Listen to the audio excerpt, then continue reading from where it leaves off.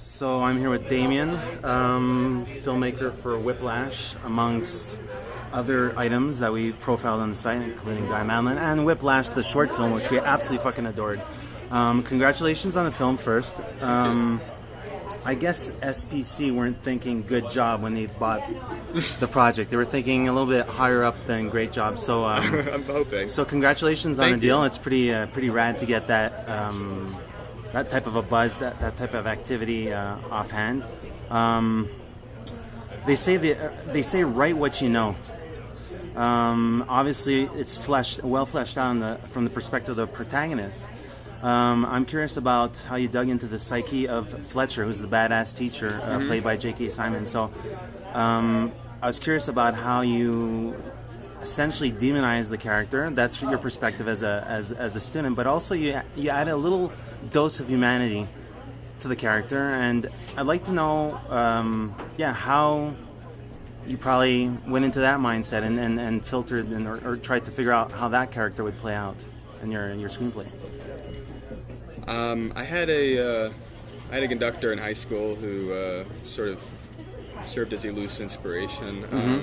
It's like, you demonize the person at certain points, but you also idolize them, and it was sort of important I wanted this to be a very subjective movie to really put you in the lead character's shoes, and as a young, impressionable, kind of wannabe musician, this conductor, teacher, Svengali, whatever, is kind of at once, he's at once a monster and a god. It's kind of like, it feels that big. The stakes feel that big for someone in the position of the protagonist. So I wanted to make sure that this guy, who I think outside of this music school environment would just be a regular guy in the subway, a regular guy in the street, someone you wouldn't think 2 seconds about, within this world and from the point of view of our main character, the whole world hinges on his approval or disapproval of anything that you do. And it's that kind of mentality that I felt when I was a player, and that I wanted to make a movie about.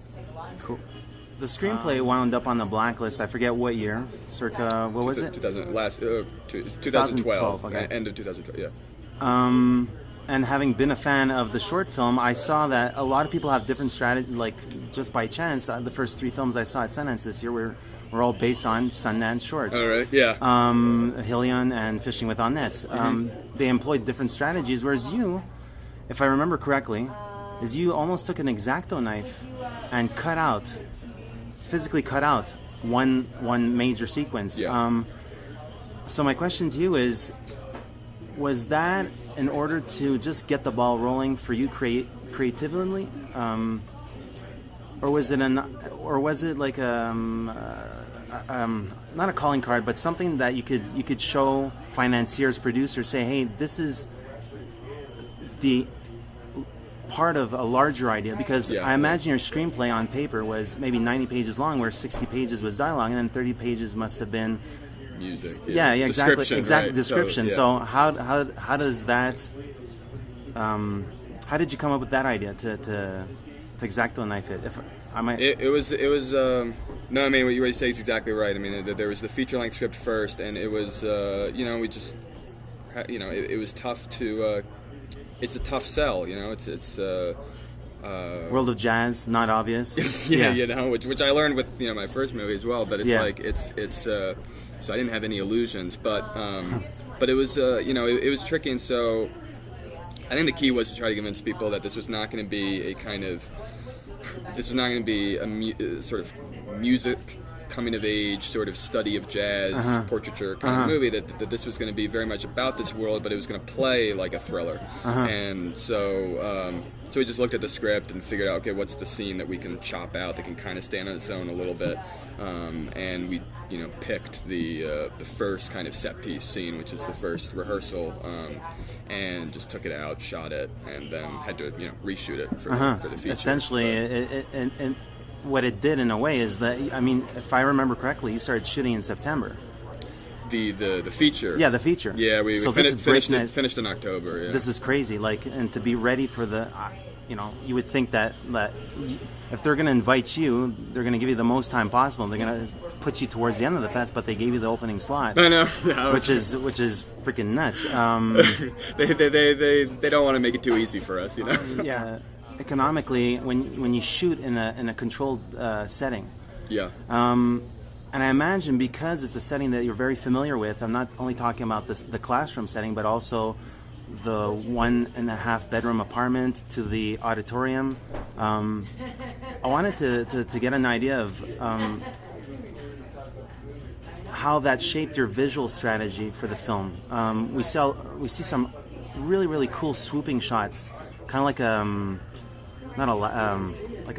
a swing that you would find in a park. So I was thinking, is that something that you were visualizing as you're writing the screenplay?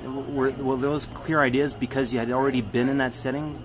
Yeah. It's like, I mean, the fun of the movie, the challenge of making it was to take.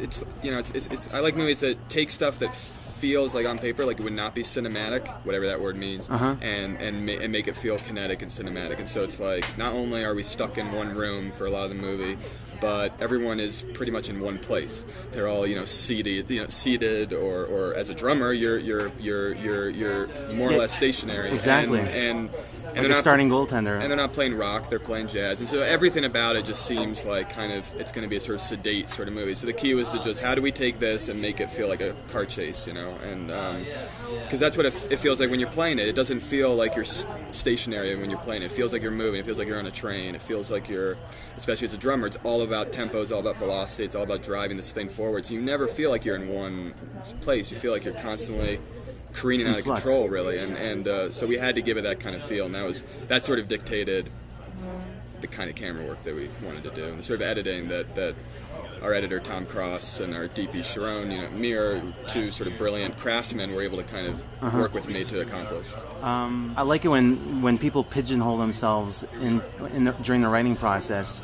Would you say that you pigeonholed yourself potentially when you said, I'm going to get the actor that I picked for this film, Miles Teller, to drum, like, I think you said 99% of the scenes were drummed by him? Visually, okay. Yeah. No, I mean, the audio is, that's where the magic happens. The audio is there's a good chunk of the audio that's live audio that's him, but it's certainly not. We had some great drummers help provide a lot of audio, both in prep and post. But visually, there are certain shots that we cheated, but it was really important that it feel like kind of an immersive experience, not just for the audience, but for Miles. That it feel like he had transformed into this guy and was this drummer. I'm a big fan of your editing in this film, seeing that you have a basis in music. I was thinking, there's perhaps a correlation there in terms of tempo and beat with the editing. I was wondering if you could just elaborate on that, if I'm right with my hunch here.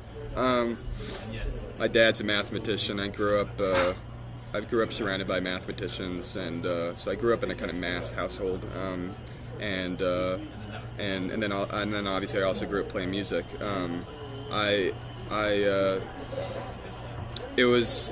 me it's like the drumming for those kinds of songs that are in the movie is very mathematical. I mean, there's something about it that you're counting as you go, but it's not just about numbers. I mean, it's about really sort of getting a sense of how these lines intersect, how these rhythms that are basically just computations of numbers, how they can actually service artistic expression, and so it's like it's something that's very kind of intellectual on paper. And so the key with the editing and the sound design, everything, was to make it feel not intellectual, to make it feel physical and visceral, was to make the process of a drummer trying to count in his head feel like a boxing match, or like things that are more physically extemporized. And so the editor Tom, and sound mixers Craig Mann and Ben Wilkins, and the sound guy on set Tom Curley, I mean, all of them sort of worked in concert, along with our music editor Richard Henderson, and composer Justin Hurwitz. Everyone was just kind of brilliant at what they did, I have to say, and I could not have done it without them. And it was all about achieving that kind of goal. Cool. Well, thank you very much, Damien, and we're looking forward to seeing where Whiplash takes us. Thank you so much. Thanks. The film festival circuit. Thank you so much.